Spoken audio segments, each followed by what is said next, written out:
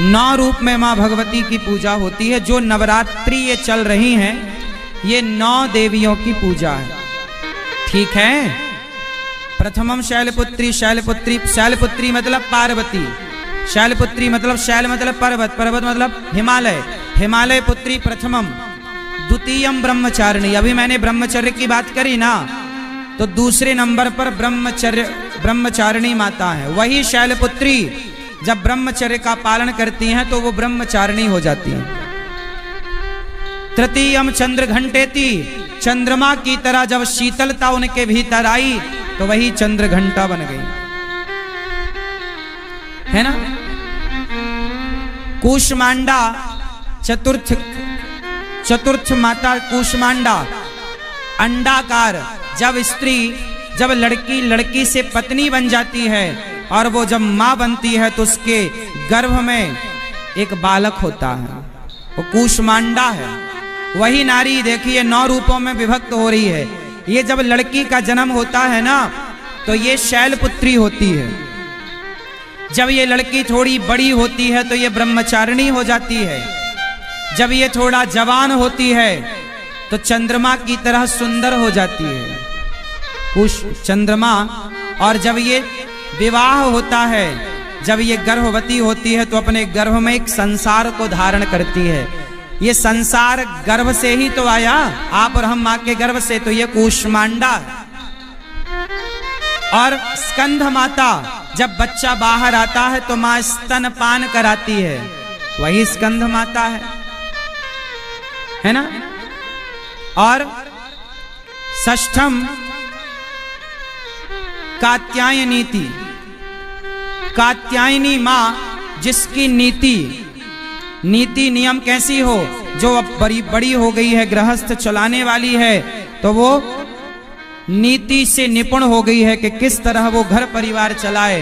तो जो घर परिवार चलाने में, बच्चों का पालन पोषण करने में सामर्थ्य, वो कात्यायनी।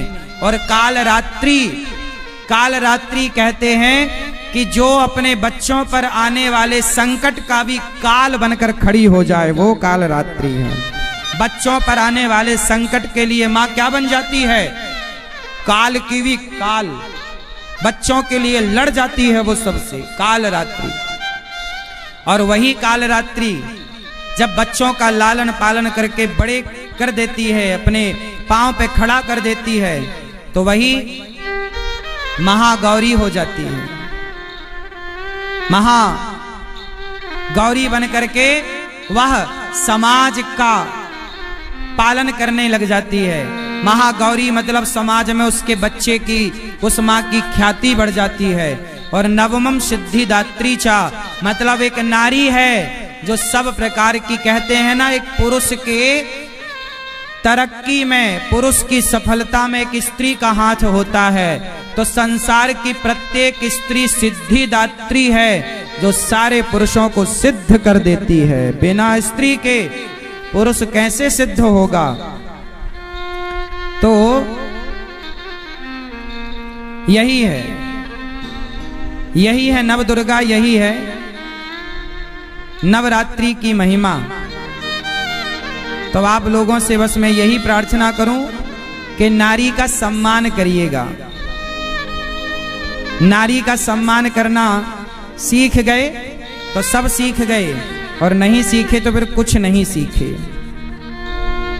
तो प्रथमम शैलपुत्री चा, द्वितीयम ब्रह्मचारिणी, तृतीयम चंद्रघंटेति, कूष्मांडेति, चतुर्थकम पंचमम स्कंदमातेति, षष्ठम कात्यायनीति चा, सप्तमम कालरात्रि, महागौरीति चाष्टमम,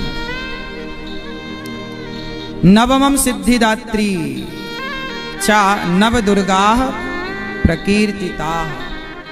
तो यही नवदुर्गा है। आपकी जो माँ है, आपकी जो माँ है, आपकी जो पत्नी है, यही नवदुर्गा है। यही 9 रूपों में दिखाई पड़ती है। एक स्त्री 9 रूपों में दिखाई पड़ती है। अच्छा ये बताओ, दुर्गा माँ के हाथ कितने हैं? उत्तर दो, उत्तर दो, बोलो। 8 अष्टभुजाधारी। अच्छा जब 9 रूप हैं तो 9 दूनी 18 हाथ होने चाहिए, लेकिन दुर्गा माँ के कितने हाथ होते हैं? बोलो। थोड़ा जोर से बोलो। कल 1-2 रोटी ज्यादा खा के आना।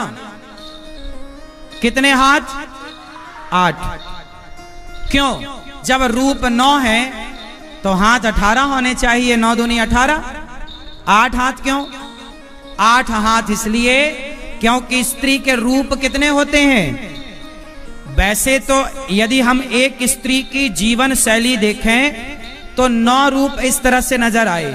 शैलपुत्री, ब्रह्मचारिणी और कात्यायनी और कालरात्रि और सिद्धिदात्री और गौरी, ये सब मैंने सबके भाव दिए।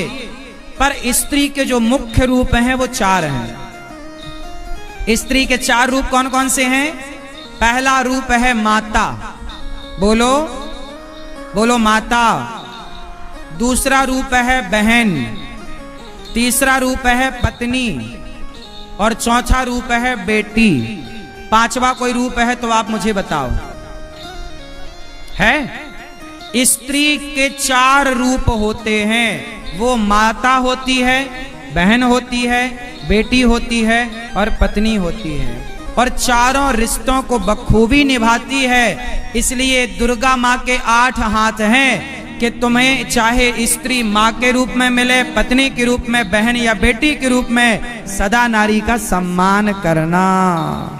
ये नवरात्रि में 9 देवियां हैं। अब देखिए विडंबना क्या है कि आप लोग नवरात्रि में माँ भगवती की पूजा तो करते हो, अच्छी बात है, लेकिन जो आपकी सगी माँ है, जो आपको माता के रूप में प्राप्त है, आपकी माता तो आपकी माँ के रूप में ही है ना, तो वो माँ के रूप में जो है, जो सच्ची की आपकी माँ है, उसे कुछ लोग पानी तक नहीं देते, कुछ लोग पेट भर रोटी नहीं देते, और वो माँ बेचारी दर दर की ठोकर खाती है, फुटपाथ पर सोती है, भीख मांग करके गुजारा करती है। आपकी माँ आपके होते हुए यदि भीख मांगे तो क्या ये शोभनीय बात है? हाँ या ना? उत्तर दो। इसलिए अपनी माँ का सदा सम्मान करना, अपनी पत्नी का सदा सम्मान करना और नारी जात का सदा सम्मान करना। स्त्री का सम्मान करने वाला पुरुष समाज में प्रतिष्ठित होता है, याद रखिएगा। इसलिए ये हर माँ की जिम्मेदारी है कि तुम अपने बेटों को ऐसे संस्कार बचपन से दो कि वो नारी का सम्मान करने वाला हो, और नारी का सम्मान करने वाला ही समाज में सम्मानित होता है। जो नारी की इज्जत नहीं करता, समाज में उसकी इज्जत नहीं होती, ये याद रखिएगा। हाँ या ना? हमारे यहाँ इसलिए नारी की पूजा होती है। नवरात्रि में किसकी पूजा होती है? बोलो। नारी की। हमारे भारत में, हमारे धर्म में नारी को ही भगवान का दर्जा दिया गया है। हिंदुओं के धर्म में, सनातन धर्म में ही नारी को भगवान का दर्जा मिला, और किसी मजहब पंथ में उठाकर देख लो, नारी को भगवान का दर्जा नहीं मिला। कहीं कोई भगवान का दर्जा नहीं देता। मित्रों, आज महाराज जी ने हम सभी लोगों को बहुत ही उत्तम एवं शिक्षाप्रद कथा सुनाई है। आशा करता हूँ कि इस शिक्षाप्रद कथा से हम सभी कुछ न कुछ शिक्षा अवश्य ग्रहण करेंगे और अपने जीवन को सुखी, सात्विक और सामर्थ्य बनाने का प्रयास करेंगे। मित्रों, अगर आपको यह शिक्षाप्रद वीडियो पसंद आया हो तो वीडियो को लाइक करें और अधिक से अधिक लोगों को शेयर भी करें, जिससे और भी लोग महाराज जी की इस कथा से शिक्षा लेकर अपने जीवन को सुखी बना सकें। मित्रों, अगर आपने अभी तक हमारे चैनल को सब्सक्राइब नहीं किया है तो तुरंत सब्सक्राइब कर लें, जिससे आपको नोटिफिकेशन के माध्यम से हमारे महाराज जी के शिक्षाप्रद वीडियो तुरंत प्राप्त हो सके। मित्रों, तो कल फिर किसी न किसी महाराज जी के शिक्षाप्रद वीडियो के साथ आप लोगों के समक्ष फिर से प्रस्तुत होंगे। तब तक के लिए नमस्कार।